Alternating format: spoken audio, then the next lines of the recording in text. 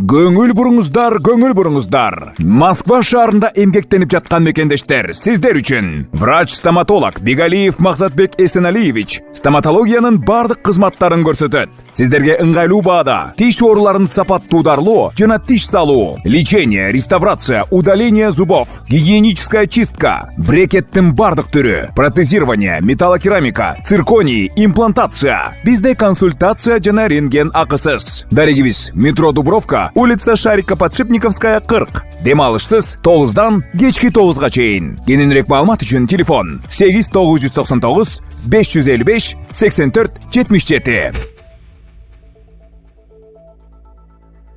Садыр Жапаров салык боюнча жаңы дайындалган министрлер кабинетинин төрагасына катуу тапшырма берди. Өлкө башы Садыр Жапаров салык элдин жолунан кайыштыргенде болбошу керек деп министрлер кабинетинин жаңы дайындалган төрагасы Адылбек Касмалиевке жана салык кызматынын жаңы дайындалган төрагасы Алмамбет Шыкмаматовго тапшырма берди. Бул тууралуу бүгүн 23 декабрда президенттин маалымат катчысы Аскат Алагөзов билдирди. Анын айтымында президентте өлкө боюнча чоң кичи базардагы дүкөн күркөлөрдөгү соода менен алектенгендердин ишмердүүлүгүндө жаралган көйгөйлөр боюнча акыркы толук маалымат бар.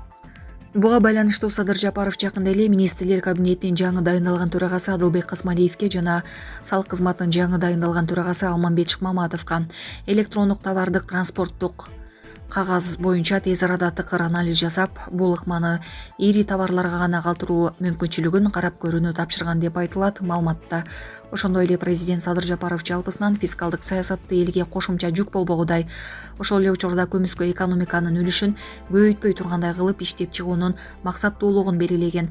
Мындан тышкары маалыматта жооптуу кызматкерлер мамлекет башчысына өз учурунда маалымат берип турушары тууралуу жазылган. Сентябрга карата Кыргызстандын жалпы мамлекеттик карызы канча экени айтылды. Үстүздүү жылдын 30-сентябрына карата Кыргызстандын мамлекеттик карызы 6 миллиард 617 миллион долларды түздү. Бул туурасында Каржы министринин сайтында жарыяланды. Маалымдалгандай тышкы карыз 4 миллиард 562 миллион 34 миң долларды. Ички карыз 2 миллиард 54 миллион 66 миң долларды түздү. Белгиленгендей 2023 жылдын 31 декабрына салыштырмалуу тышкы карыз 90,3 миллион долларга азайса, ички карыз тескерисинче 426 миллион 86 миң долларга өскөн. Жалпысынан мамлекеттик карыз 336,5 миллион долларга өскөн. Гренландиянын премьер-министри Трампка катуу жооп кайтарды. Гренландиянын премьер-министри Мутиэгеде АКШнын жаңы шайланган президенти Дональд Трамптын Вашингтондун аралга ээ болушун абсолюттук зарылчылыгы жөнүндөгү сөздөрүнө жооп кылып, Гренландия эч качан сатылбайт деп билдирди. Гренландия биздики, биз сатылган эмеспиз жана эч качан сатылбайбыз. Эркиндик үчүн узак күрөшүбүздү токтотпойбуз деп жооп берген ал агенттиктердин бирине. Буга чейин Трамп АКШнын Гренландияга ээ болушун абсолюттук зарылчылык деп атаган болчу.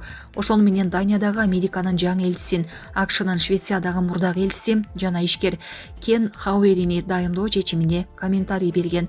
Гренландия 1953 жылга чейин Даниянын колониясы болгон. Ал падышалыктын бир бөлүгү бойдон калууда. Бирок 2009 жылы өзүн өзү башкаруу жана ички саясатта өз алдынча тандоо мүмкүнчүлүгү менен автономия алган. Орусияда өзбекстандык жаран чогуу жашаган аялды өлтүрүп, жансыз денесин жер төлөгө жашырган. Орусияда өзбекстандык жаран чогуу жашап жүргөн 31 жаштагы аялды өлтүргөнүн мойнуна алып, полицияга барды. Бул тууралуу орус басылмалар жазышты. Маалыматта караганда, окуя 9 декабрда Санкт-Петербургда болгон. Шектүү чогуу жашап жүргөн аялды өлтүрүп, жансыз денесин чемоданга салып, үйдүн жер төлөөсүнө катып койгон. Ал 10 декабрда Өзбекстанга барып, анан кийин окуя тууралуу полицияга билдирген. Полиция жер төлөөдөн чемоданга салынган аялдын жансыз денесин тапкан. Алдын ала маалымат боюнча экөө урушуп кетип, аялды жаздык менен тумчуктуруп өлтүргөн. Аталган окуя боюнча кылмыш иши козголуп, тергөө жүрүп жатканы маалым болду. Эркектер жана аялдар гана. Дональд Трамп АКШда трансгендерлер менен көрүшөрүн айтты. АКШда президенттик шайлоону жеңип чыккан Дональд Трамп кызматына киришери менен трансгендердик саясатты токтотууга убада берди. Ал бул тууралуу Аризона штатынын Феникс шаарында өткөн иш-чарада билдиргенин чет элдик басылмалар жазышты.